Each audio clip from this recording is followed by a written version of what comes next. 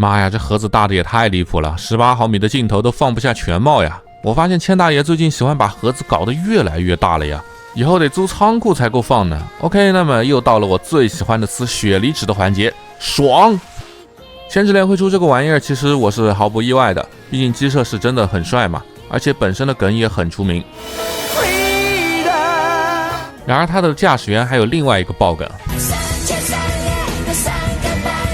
我当年是追番看的啊，但第3集看完实在是看不下去了。很多人都说后面的剧情会起飞，但我怎么看怎么都觉得导演想的只有裤裆里那点事儿啊。确实感觉除了梗，这部番很少会被想起来。不过咱作为胶佬啊，女人和剧情不过就是宣传片而已，交心链看到对眼了就会直接买下来。那今天就来看看接近2000凯回来的 Will Kiss 究竟表现如何吧。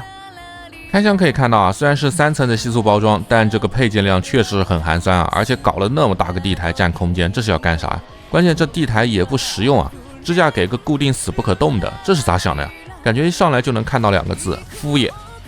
武器也是只给了刚登场时的屠龙枪和倚天剑啊，虽然是全涂装且造型非常的优秀，但我记得即使普通的形态下 ，Will 还用过一把打光束的枪吧，枪身下方带刺刀的，应该不是这把豆豆枪吧？哎，这就被阉割掉了呀。剩下的配件就是一个安捷的骑乘位小人，枪的连接件，左手的40米大长刀为勃起时的展开替换键，以及一对握持一对开掌手，另外还有一支寒冰手心炮的发炮手，做工也是大爷的一贯高标准。其他就没有配件了，也就剩下4个要装到身上的翅膀了。本来一开始看到封面有觉醒2字，我以为还会附带一些像肩部的时空收敛炮的展开替换键啥的，或者身上的装甲在觉醒模式时候的替换，而什么都没有啊。行吧，那现在看到的就是这台 Will Kiss 的本体了。仅从造型和做工的角度去评价的话，那确实就是2个字：无敌。毕竟是千大爷的涂装和做工，再配合上加大尺寸的比例下，进一步精细雕刻的各处细节，确实是有种高级收藏品的感觉。尤其是我特别喜欢腿部后方的这种外骨骼和金色肌肉的刻画，本身鸡舍这里就很好看了，立体化之后这个地方就更吸睛了。手部和胸腰也是一样的，左右2侧手背甲不对称的刻画也做得非常细致。另外背部的脊柱的造型也是真的非常好看啊。另外还有一个很有意思的点，就是虽然整体的分色涂装已然极致，不过还是增加了一些遗印标识作为点缀。左肩甲这里的2块遗印也真的是非常漂亮。反而我并不满意的就是这4片翅膀了，表面的细节真的是太少了。仔细看的话，感觉跟本体都有些不搭，其实是可以增加多一些遗印细节上去的。另外这个劳斯莱斯小银人的细节也非常漂亮啊，特意给大家上个特写。说实话，真要比细节的话，那大劳的可能都没有这个好。不过因为没有备用零件，这个地方又是硬塑料的，一定要超级的小心。好了，那以上就是能夸夸的部分了，接下来我就要开喷了啊！从哪里开始呢？那就从我最不能忍的可动吧。首先就是这个头部了，你很难想象这么复杂的头部造型，竟然只给了一个小小的短轴单球关，这堪比老化水龙头一样的抬头低头幅度，真给我气笑了。这还没完，很明显如此长的水龙头把手，即使是简单的单球关也会和背后的翅膀撞上，摆 pose 的时候简直就是严重干涉。左右摆头倒是有个15幅度以上，但这幅度甚至比低头的幅度大，我就不理解了。我就觉得这设计真的是有够偷懒的。盖塔龙的设计呢？大臂根部是一个粗球关连接，这里虽然很贴心的做了红色的反窗帮遮挡，但说实话，就你这可动幅度有啥可挡的呀？前伸和后推这个15度的幅度，这属实没有什么可动呀。当然了，作为球关来说，这种360度的垂直大风车还是没有问题的，但我是万万没想到啊，这个侧平台真的是给我看笑了。仔细数一下的话，竟然用了肩部、大臂根部，甚至加上手肘，才把小臂堪抬到90度的幅度。原来这么多层关节是这么用的吗？而唯一有设计亮点的，也就是这个肘关节了。这里实际上是一个超大的球关，让小臂套住，能做75度左右的圆锥范围可动。这个关节设计我还是第一次见，挺有意思的设计。另外，大臂根部还好是配置了360度的平转关节。然后回到肘部，奇葩的又来了，加上肘部的大球关，整个曲肘竟然弄出了3段关节，而且最好笑的是3段加起来确实是180度，就是大小臂中间隔了个银河系，咋想的呀？真的咋想的呀？另外手腕这里还有一个45度的弯折可动，这个胸腰可动也是，就是我本来以为这个造型会有很牛的可动范围的，结果没想到啊，除了腰根部，这可动完全就固定死了，而且这里竟然是个单球关，就连30度都没有的弯腰挺胸啊，真的挺无语的。反而这个侧摆的幅度竟然能有30度，反而是超出了我的预期啊。好吧，也就得亏是个大球关了，左右的转腰理论上也能到360度，不过这个地方的手感实在是太紧了，超过90度的话就很难转过去了，而且很多的干涉，我怕蹭漆，也就没有继续转。接着来到最让我抓狂的腿部，当我看到这个红色的大腿内部遮盖，这个事情就已经非常的不简单了，而现实也是跟我想的一样啊，它就是跟手臂的那玩意儿是一样的，没有一点点的改变。最大的可动范围不是向外的任何一个角度，反而是向内摆内八字。我的天呐，真的给我整无语住了。而这个可动使得大腿的侧平台几乎就成了个笑话，两条腿张开加一起也不过90度，真的是我感觉要被气得爆粗口了呀。我一直的庆幸的是前后踢机设的原因，腰部没有任何的裙甲干涉，而这里的设计也没有增加什么幺蛾子，理论上能够做360度的腿部大风车。不过想想也是，怎么会弄幺蛾子呢？这样设计不是更简单，更不需要动脑子吗？大腿根部除了球关还多了一段平转的关节，但结果这里还是硬塞了个幺蛾子，明明是两段的可动，结果向外转不到90度，向内更是几乎没有。屈膝方面终于是正常了，一个联动的180度屈膝设计，不过这货的脚上的刺一定要避开，否则屈膝的时候是一定会刮蹭到的。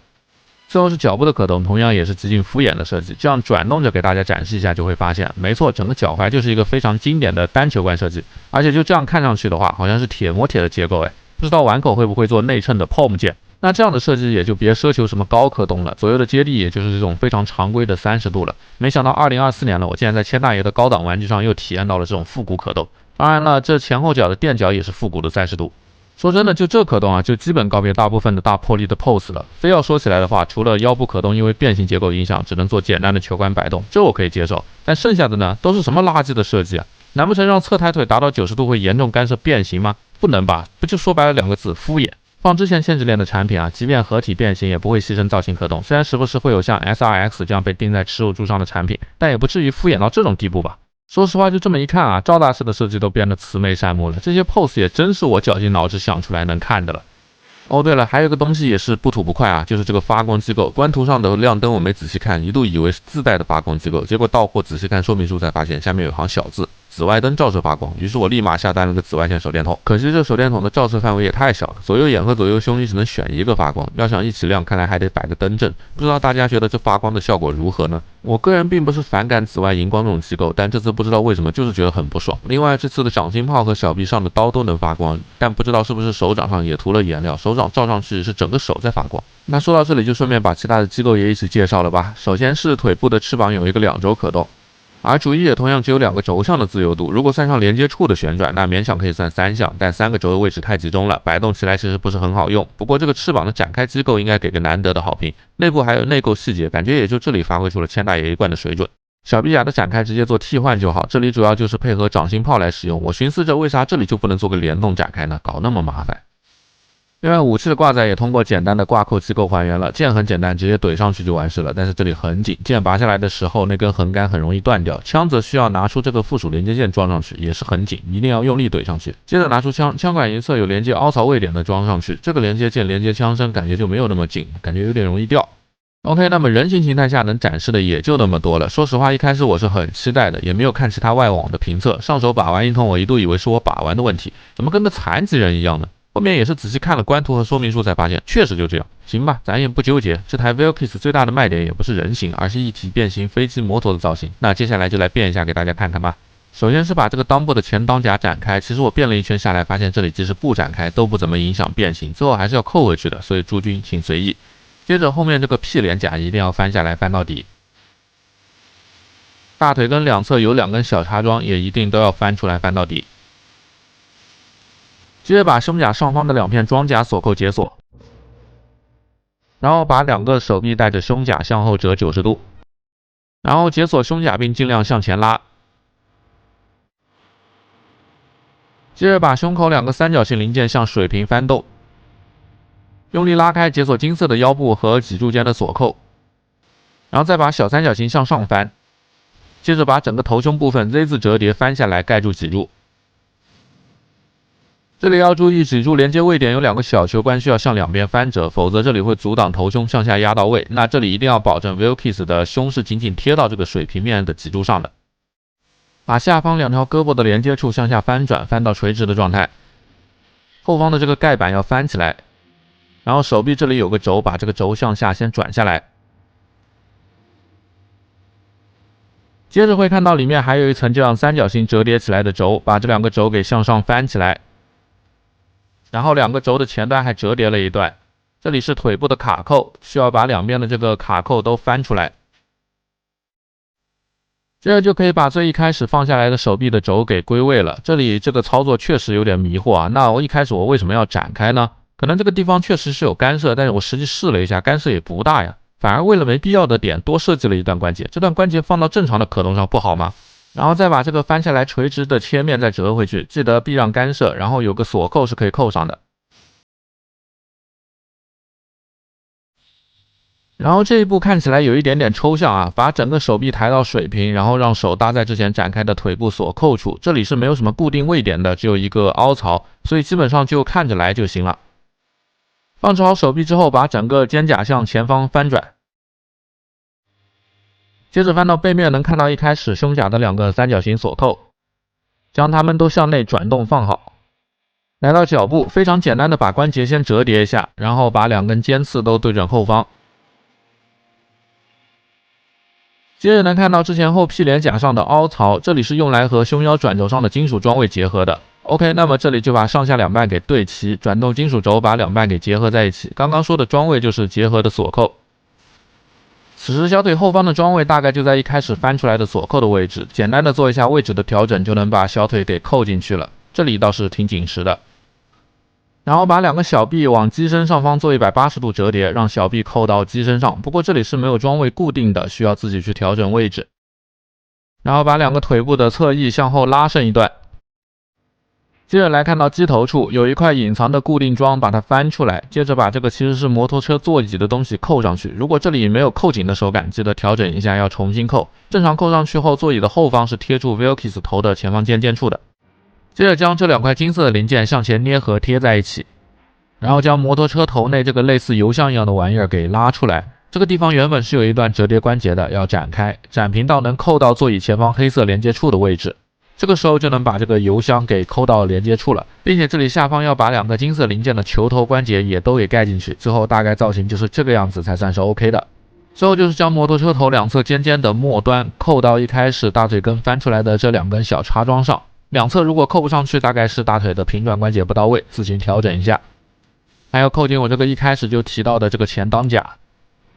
最后的最后，跟着我一起变形一下这把豆豆枪，变形到所谓的挂载模式。